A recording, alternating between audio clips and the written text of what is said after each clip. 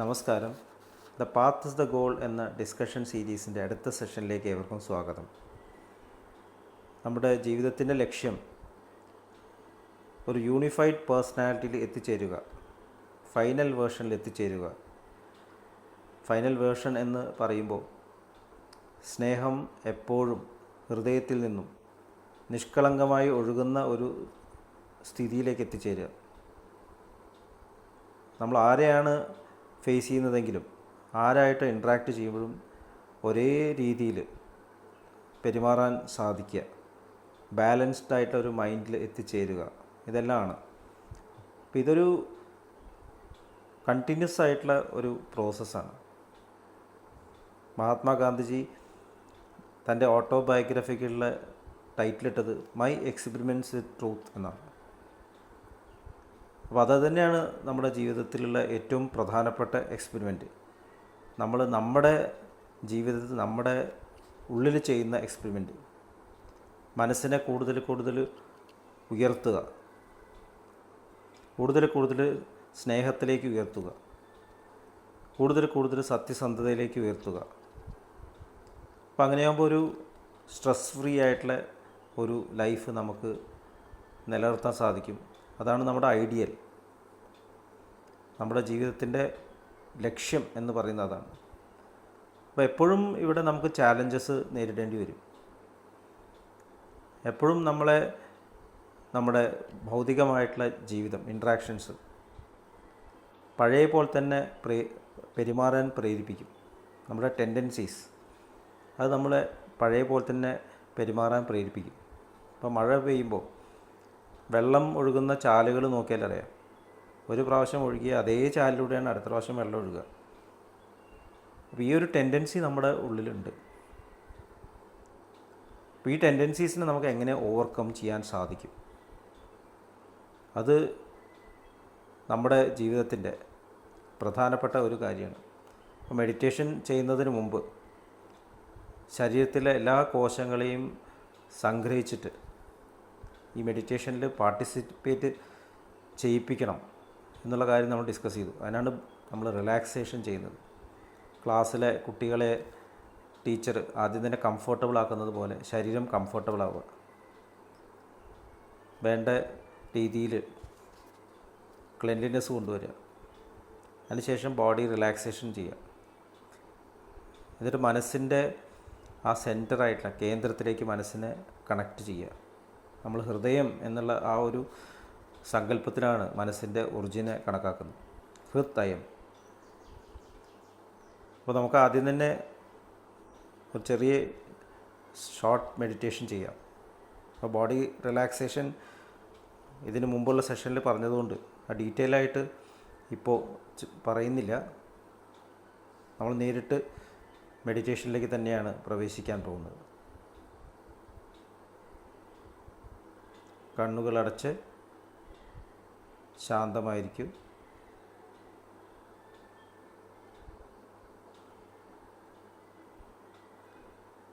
ശ്വാസം ഉള്ളിലേക്ക് എടുക്കൂ.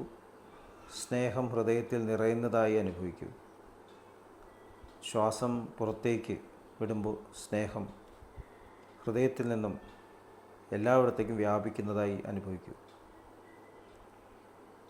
ശരീരത്തിലെ എല്ലാ ഭാഗങ്ങളും എല്ലാ കോശങ്ങളും റിലാക്സ്ഡ് ആയതായി അനുഭവിക്കൂ.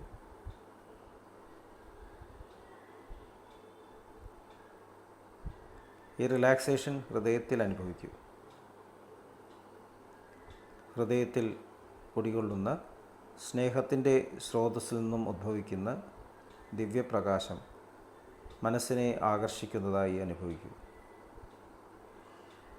ആ ദിവ്യപ്രകാശത്തിൽ ധ്യാനം ആരംഭിക്കൂ. മനസ്സിൽ ചിന്തകൾ വരുന്നുണ്ടെങ്കിൽ മൃദുവായി അവയെ അവഗണിക്കുക. ദിവ്യപ്രകാശത്തിൽ ധ്യാനം തുടരുക. Please start meditation.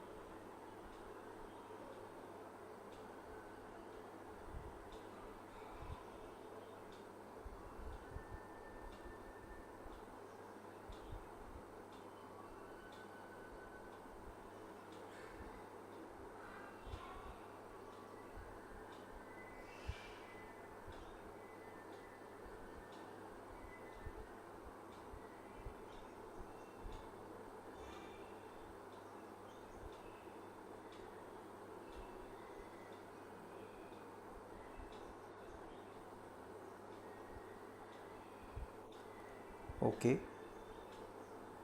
ആ കണ്ടീഷൻ നിലനിർത്തി പതുക്കെ കണ്ണുകൾ തുറക്കൂ.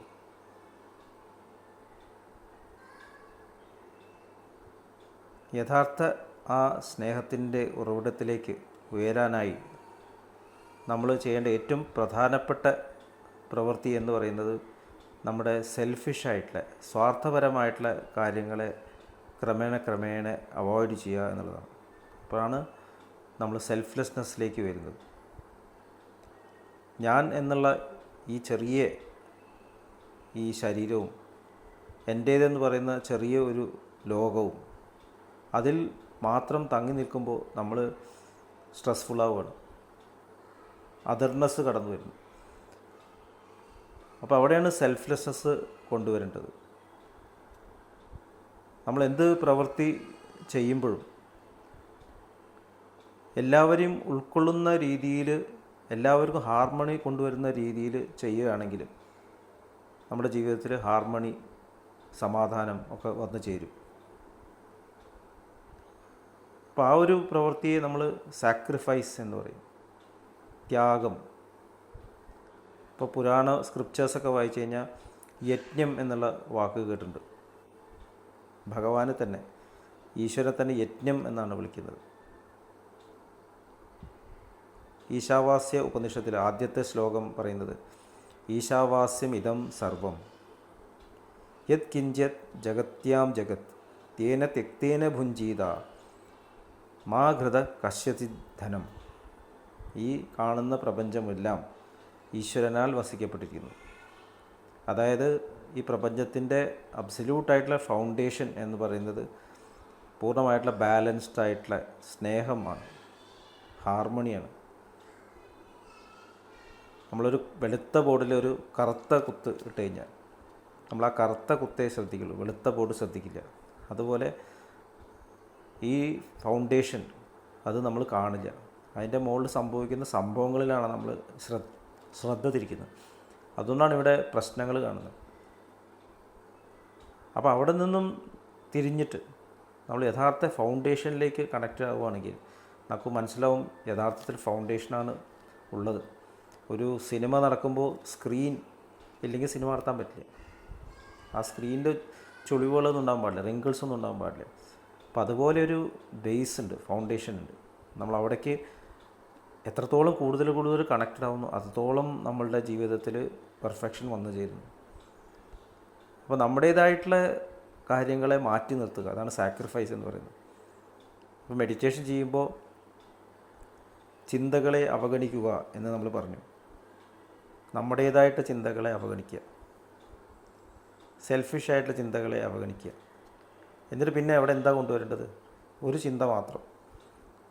ആ ദിവ്യ സ്രോതസ്സിൽ നിന്ന് വരുന്ന ദിവ്യപ്രകാശത്തിലേക്ക് മനസ്സിനെ കണക്റ്റ് ചെയ്യണം. എന്തുകൊണ്ടാണ് പ്രകാശം നമ്മൾ എടുത്തിരിക്കുന്നത്? സയൻസിൽ ഏറ്റവും സൂക്ഷ്മമായിട്ടുള്ളത് പ്രകാശമാണ്. പ്രകാശത്തിൻ്റെ വേഗതയോട് കണക്റ്റ് ചെയ്തിട്ടാണ് നമ്മൾ എല്ലാ കാര്യങ്ങളും ഇവിടെ തീർച്ചപ്പെടുത്തുന്നത്. അപ്പോൾ ഏറ്റവും സൂക്ഷ്മമായിട്ട് നമുക്ക് അനുഭവിക്കാൻ സാധിക്കുന്നത്, സങ്കല്പിക്കാൻ സാധിക്കുന്നത് ലൈറ്റാണ്, പ്രകാശമാണ്. പ്രകാശത്തിൻ്റെ അതിനേക്കാളും കൂടുതൽ വേഗതയിൽ സഞ്ചരിക്കുകയാണെങ്കിൽ നമ്മൾ ടൈമിൽ ബാക്കിലേക്ക് പോകും എന്നാണ് പറയുന്നത്. അപ്പോൾ തീർച്ചയായിട്ടും അങ്ങനെ ഒരു ലോകമുണ്ട്. അതിനെയാണ് നമ്മൾ സബ്ജക്റ്റീവ് യൂണിവേഴ്സ് എന്ന് പറയുന്നത്, നമ്മുടെ ഉള്ളിലുള്ള അനുഭവങ്ങൾ. അപ്പോൾ ആ ഒരു ട്രാൻസിഷൻ ഫേസിൽ എത്തിച്ചേരാൻ നമുക്ക് സങ്കല്പിക്കാൻ പറ്റുന്ന ഏറ്റവും സൂക്ഷ്മമായിട്ടുള്ള രൂപമില്ലാത്ത ആ ഒരു പ്രിൻസിപ്പിളാണ് ലൈറ്റ്. അതുകൊണ്ടാണ് നമ്മൾ പ്രകാശത്തിൽ മെഡിറ്റേറ്റ് ചെയ്യാൻ പറയുന്നത്. അപ്പോൾ അവിടെ ബൾബ് അല്ലെങ്കിൽ വിളക്ക് അങ്ങനെയൊന്നും നമ്മൾ ചിന്തിക്കേണ്ട കാര്യമില്ല. പ്രകാശം എന്നുള്ളൊരു സങ്കല്പം മാത്രം ഹൃദയത്തിൽ. എന്നിട്ട് ആ സ്നേഹത്തിൻ്റെ സ്രോതസ്സിലേക്ക് എത്തിച്ചേരുകയാണ്. അപ്പോൾ അവിടെ ഒരു ത്യാഗമാണ്, നമ്മുടെ ചിന്തകളവിടെ മാറ്റി നിർത്തുന്നു. അപ്പോൾ അത് എത്രത്തോളം നമുക്ക് അവിടെ ത്യാഗം കൊണ്ടുവരാൻ സാധിക്കുന്നോ അത്രത്തോളം മെഡിറ്റേഷൻ ഡീപ്പറാവും. പക്ഷേ ഇത് വളരെ ബുദ്ധിമുട്ടുള്ള ഒരു കാര്യമായിട്ടാണ് നമുക്ക് അനുഭവപ്പെടുന്നത്. നമ്മുടെ മനസ്സ് ഒരു നിമിഷം കൂടിയും പ്രവർത്തിക്കാണ്ടിരിക്കില്ല, തോട്ട്ലെസ് ആയിട്ടിരിക്കില്ല. തോട്ട്ലെസ് ആയിട്ടിരുന്നാൽ നമ്മളില്ല, ഭൂമിയിലില്ല. അപ്പോൾ തോട്ട്ലെസ് ആവുക എന്നുള്ളതല്ല മെഡിറ്റേഷൻ്റെ ലക്ഷ്യം. തോട്ട്സ് നമ്മുടെ മെഡിറ്റേഷനിൽ ഇൻ്റർഫിയർ ചെയ്യാതിരിക്കുക എന്നുള്ളതാണ്. തോട്ട്സ് അല്ലെങ്കിൽ ചിന്തകൾക്ക് നമ്മൾ ശ്രദ്ധ കൊടുക്കുമ്പോഴാണ് അതിന് പവർ ലഭിക്കുന്നത് എന്ന് സഹജമാർഗത്തിൻ്റെ ഗുരുനാഥനായിട്ടുള്ള ബാബുജി മഹാരാജ് പറയുന്നു. നമ്മളൊരു ചിന്തയ്ക്ക് ശക്തി കൊടുക്കുകയാണ്, അപ്പോഴാണത് നമ്മളെ ജീവിതത്തിൽ അലട്ടുന്നത്. ഒരു ഉദാഹരണം പറയാം. നമ്മൾ നടക്കാൻ ഇറങ്ങുകയാണ്. നടക്കാൻ ഇറങ്ങുമ്പോൾ വഴിയിൽ ഒരു കല്ല് കണ്ടു, നമ്മൾ ഡിസ്റ്റർബ് ചെയ്യുന്ന എന്തോ ഒരു ബ്ലോക്ക് കണ്ടു. അത് അവിടുന്ന് മാറ്റണം എന്ന് തീരുമാനിക്കുകയാണ്. എന്നിട്ട് അതിന് വേണ്ടിയിട്ട് നമ്മൾ എനർജി ചിലവാക്കുകയാണ്. അപ്പോൾ അതിന് എനർജി ചിലവാക്കുന്ന സമയത്ത് നമ്മൾ നമ്മുടെ ലക്ഷ്യത്തെ മറക്കുന്നു. ആരാണ് ആ കല്ലിന് പവർ നൽകിയത്? നമ്മളാണ് പവർ നൽകിയത്. ഇതുപോലെയാണ് എല്ലാ കാര്യവും. സ്വർണമായാലും പൈസയായാലും നമ്മൾ ആരാധിക്കുന്ന ഐഡൽസ് ആയാലും നമ്മളാണ് അതിന് പവർ കൊടുക്കുന്നത്. അപ്പോൾ നമ്മൾ യഥാർത്ഥ ലക്ഷ്യത്തിലേക്ക് ഉയരണം എന്നുണ്ടെങ്കിൽ നമ്മളുടെ തോട്ട്സിന് പവർ കൊടുക്കരുത്. ഏറ്റവും കൂടുതൽ നമ്മുടെ ജീവിതത്തിൽ വരുന്നത് നെഗറ്റീവായിട്ടുള്ള തോട്ട്സാണ്. പോസിറ്റീവ് ആയിട്ടുള്ള തോട്ട്സ് എക്സ്പ്രസ്ഡ് ആവില്ല. അത് നമ്മൾ ഹാർമണൈസ് ചെയ്യുന്നതുകൊണ്ട് നമ്മളത് എക്സ്പ്രസ്ഡ് ആവില്ല. എപ്പോഴും നമ്മളെ നെഗറ്റീവായിട്ടുള്ള, നമ്മൾ ഡിസ്റ്റർബ് ചെയ്യുന്ന, നമ്മളുടെ ഇഷ്ടത്തിന് വിരുദ്ധമായിട്ടുള്ള ചിന്തകൾ, അതിനാണ് നമ്മൾ നെഗറ്റീവ് തോട്ട്സ് എന്ന് പറയുന്നത്. ശരിക്കും നെഗറ്റിവിറ്റി ഉണ്ടോ? നമ്മൾ നെഗറ്റീവ് എന്ന് ചിന്തിക്കുന്ന കാര്യങ്ങൾ നമ്മുടെ ജീവിതത്തിൽ ഏറ്റവും പ്രധാനപ്പെട്ട കാര്യങ്ങളാണ്. വേദന എന്ന് ചിന്തിക്കുന്ന കാര്യം യഥാർത്ഥത്തിൽ നമ്മളുടെ ജീവിതത്തിൽ പ്രധാനപ്പെട്ട കാര്യമാണ്. വേദന ഇല്ലെങ്കിൽ എന്തായിരിക്കും സ്ഥിതി? കയ്യിലൊരു മുറിവ് വന്നു, വേദനയില്ല, ബ്ലീഡ് ചെയ്ത് ആൾ മരിക്കും. ലെപ്രസി ബാധിച്ചിട്ട ആൾക്കാർ, അങ്ങനെയുള്ള രോഗങ്ങളുണ്ട്. അപ്പോൾ വേദന വളരെ ഇമ്പോർട്ടൻ്റ് ആണ്. പക്ഷേ നമ്മൾ അതിനെ അവോയ്ഡ് ചെയ്യാൻ ശ്രമിക്കുകയാണ്. അതുപോലെയാണ് നെഗറ്റീവായിട്ടുള്ള തോട്ട്സ്. നമ്മളതിനെ അവോയ്ഡ് ചെയ്യാൻ ശ്രമിക്കുന്നതോറും അതിന് ശക്തി വരികയാണ്. അത് കൂടുതൽ ഡിസ്റ്റർബ് ചെയ്യുന്നു. നമ്മളാണ് അതിന് പവർ കൊടുക്കുന്നത്. അതുകൊണ്ടാണ് അതിനെ അവഗണിക്കുക എന്ന് പറയുന്നത്. നമ്മൾ വീണ്ടും ശ്രദ്ധിക്കുക, ഉള്ളിലേക്ക് തന്നെ ശ്രദ്ധിക്കുക, തിരിച്ചു വരിക. യാത്രയിൽ പോകുമ്പോൾ നമ്മൾ സീനറി കണ്ട് യാത്ര ചെയ്യുന്നത് പോലെ അത് ക്രമേണ ചിന്ത നമ്മൾ അലട്ടാതെയാവും. ബാബുജി മഹാരാജ് പറയുന്നത് ചെടികൾ നനയ്ക്കാതെ വിടുകയാണ് ചെടി വാടിപ്പോകുന്നതാണ്. അതുപോലെയാണ് നമ്മൾ ചിന്തകളെ അവഗണിക്കേണ്ടത്. അപ്പോൾ ഈ ചിന്തകൾ പക്ഷേ നമുക്ക് വന്നുകൊണ്ടേയിരിക്കുന്നു. അപ്പോൾ അതിൻ്റെ പ്രധാനപ്പെട്ട ഒരു ഘടകം എന്ന് പറയുന്നത് നമ്മൾ ജാഗ്രത അവസ്ഥയിൽ നമ്മൾ മനസ്സിനെ ഉപയോഗിക്കുന്ന വിധമാണ്. നമ്മുടെ പ്രവണതകൾ, നമ്മുടെ ടെൻഡൻസീസ് നമ്മളെ വീണ്ടും ഒരേ കാര്യം ചെയ്യിപ്പിക്കുന്നു. നമുക്ക് പുതിയൊരു ചിന്തിക്കാൻ പറ്റുന്നില്ല. Education is to make a man learn to think എന്ന് ആൽബർട്ട് ഐൻസ്റ്റീൻ പറഞ്ഞു. നമ്മുടെ മുൻ പ്രസിഡൻ്റായിട്ടുള്ള എസ് രാധാകൃഷ്ണൻ പറയുന്നത് നമ്മളുടെ ചിന്തകൾ നമ്മുടെ ചിന്തകളാണെന്നാണ്. You should be able to think your own thoughts. നമ്മളെപ്പോഴും ചിന്തിക്കുന്നത് എന്താണ്? പുസ്തകത്തിൽ നിന്ന് വായിച്ച കാര്യങ്ങൾ, അല്ലെങ്കിൽ കേട്ടിട്ടുള്ള കാര്യങ്ങൾ, മുൻവിധികളിൽ വരുന്ന ചിന്തകൾ. നമ്മുടേതായിട്ടുള്ള ഒറിജിനൽ ക്രിയേറ്റീവ് തോട്ടിലേക്ക് നമുക്ക് കണക്ട് ചെയ്യാൻ സാധിക്കുന്നില്ല. അപ്പോൾ നമ്മുടെ ഉള്ളിൽ ആ തരത്തിലൊരു പ്യുവറായിട്ടുള്ള സ്നേഹം നിറഞ്ഞ ഒരു തോട്ട്, നമുക്ക് ഏറ്റവും അധികം സമാധാനം തരുന്ന തോട്ട് കൊണ്ടുവരണമെന്നുണ്ടെങ്കിൽ നമ്മുടെ ഈ തരത്തിലുള്ള പ്രവണതകളെ നമ്മൾ കുറയ്ക്കണം. സെൽഫിഷായിട്ടുള്ള കാര്യങ്ങൾ നമ്മൾ കുറയ്ക്കണം. അവിടെയാണ് അടുത്ത ത്യാഗം വരുന്നത്. അവിടെ നമ്മൾ നമ്മുടെ ഇച്ഛാശക്തി ഉപയോഗിക്കണം. ഒരു ഉദാഹരണം പറയാം. മെഡിറ്റേഷൻ കഴിഞ്ഞ് പുറത്തേക്ക് ഇറങ്ങുമ്പോൾ ഉടനെ തന്നെ പോയിട്ട് മൊബൈൽ ഓൺ ചെയ്യുക. നമ്മൾ ആദ്യം നോക്കുന്ന ഏത് ന്യൂസായിരിക്കും? ഏറ്റവും അധികം ഡിസ്റ്റർബിങ് ന്യൂസുകളാണ് നമ്മൾ ആദ്യം കാണുക. നല്ല ന്യൂസുകൾ നമ്മൾ കാണില്ല. അല്ലെങ്കിൽ ഏറ്റവും ഡിസ്റ്റർബിങ് ആയിട്ടുള്ള ഒരു ശബ്ദം കേൾക്കാൻ ശ്രമിക്കുക, ഗോസിപ്പിൽ പങ്കെടുക്കുക. അപ്പോൾ നമ്മൾ ഹൃദയത്തിൽ സൃഷ്ടിച്ച കണ്ടീഷൻ നഷ്ടപ്പെട്ടു പോകും. ആ മെഡിറ്റേഷനിൽ ലഭിച്ചുള്ള ഈ കണ്ടീഷൻ നിലനിർത്താനുള്ള ആദ്യത്തെ ഘടകം എന്ന് പറയുന്നത് കുറച്ച് നേരം അത് നമ്മൾ മെയിൻറ്റെയിൻ ചെയ്യുക. നമ്മൾ സ്കൂളിൽ നിന്ന് വരുമ്പോൾ